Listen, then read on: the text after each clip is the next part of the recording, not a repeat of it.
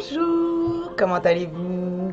Voilà, aujourd'hui je voulais vous faire une petite vidéo pour vous présenter ma base maquillage. Et en fait, ce que je vais faire, je vais vous faire une petite vidéo à chaque fois pour vous faire les présentations des produits, vous les détailler. Et je vais donc en fait vous détailler ma base maquillage, d'accord? Donc pour commencer mon maquillage, je commence avec la base Prim and Perfect, la base de teint. Attendez, voilà, c'est quand même mieux comme ça. Voilà. Dans ce sens-là, ça ira mieux. Il y a une quantité de 25 ml dedans. Et pour mes yeux, la base des yeux. Donc la même, mais pour les yeux. Voilà. Franchement, je les ai depuis le début, hein, depuis qu'on a commencé. Je me maquille pratiquement tous les jours. Et impeccable, on en met une noisette. Je vais faire l'application avec vous et vous détailler les produits. Donc, là, pour ce qui est de la base de teint visage, il faut savoir que c'est une base de teint sans huile, sans ajout d'huile. Donc, c'est parfait pour les peaux grasses. Je vous le dis à chaque fois, j'ai une peau grasse, donc moi ma difficulté c'est justement ça. Il faut surtout pas que je brille. Puis mon maquillage, c'est vite que ça tient pas au niveau des paupières, tout ça. Donc une base de teint permet justement de faire tenir le maquillage plus longtemps. Donc celle-ci, elle a vraiment elle a vraiment une tenue qui prolonge, franchement, parce que mon maquillage, il tient toute la journée sans problème, il ne bouge pas. Et ça, c'est génial. Donc, elle est d'une texture un peu veloutée, elle est très douce. Elle convient donc, comme je vous ai dit, aux peaux grasses.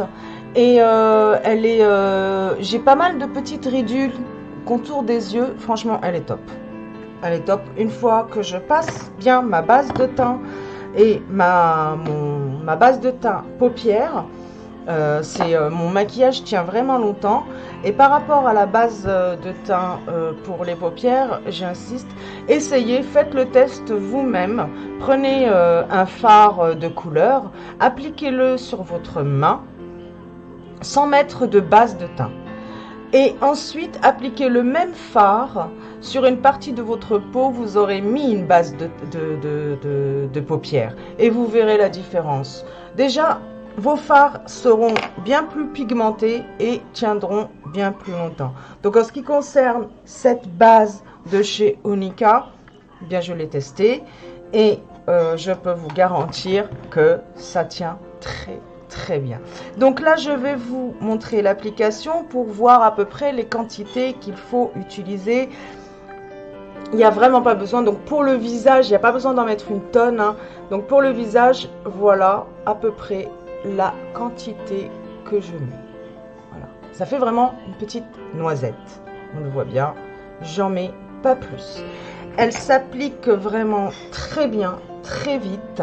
Hop, hop, hop. Commencez donc par le front, hein. On profite toujours d'effleurer, d'activer un peu la circulation du sang. Donc moi j'aime bien passer, hop, j'en profite toujours pour, hop, on tapote, ça réactive. Ça fait du bien, ça active bien la circulation du sang, c'est super. Et c'est vite qu'elle est étalée, on la sent plus. N'hésitez pas à descendre un peu parce que le maquillage, il faut le descendre au niveau du cou. Moi, je vais bien aussi au niveau des oreilles et un petit peu à l'arrière du cou. Voilà. Donc c'est vite qu'elle est appliquée. Hop, on a une peau tout de suite. Je sais pas si vous le voyez bien, je vais déplacer ma caméra. Voilà, regardez, ma peau ne brille pas. Tout a été absorbé. Regardez. Hop. J'ai pas le nez qui brille. Super, les ridules.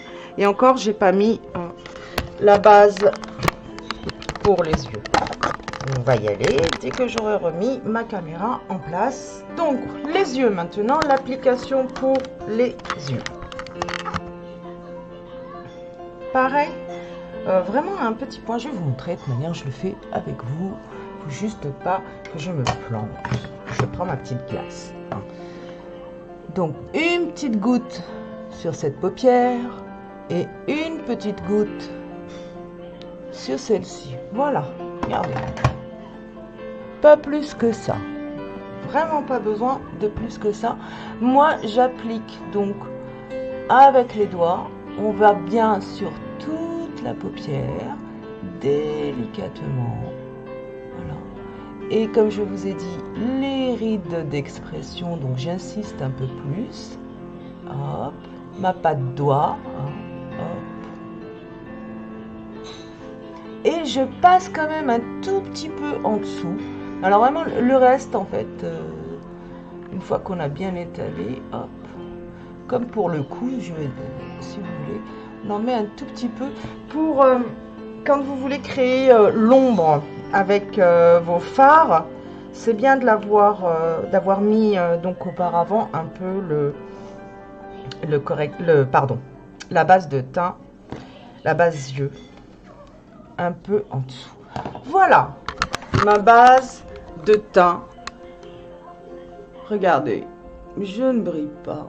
Et déjà, on le sent, le coup d'éclat. Franchement, rien que de mettre la base, il m'est arrivé, hein, je mets ma base de teint, je mets un petit coup de correcteur, mon noir, mon rímel, un petit rouge, un petit rose, et c'est bon, un petit coup de fard, et c'est bon. Quand j'ai envie de faire un truc léger, je fais ça, rien qu'avec ma base de teint, c'est déjà bien, c'est déjà super. On le voit là. Et je pense que c'est ce que je vais faire aujourd'hui. On est dimanche. Hein. Un petit coup de crayon, un petit coup de rímel, un petit coup de blush, et c'est parfait. Voilà. À demain pour la deuxième présentation. Demain, je vous fais les fonds de teint.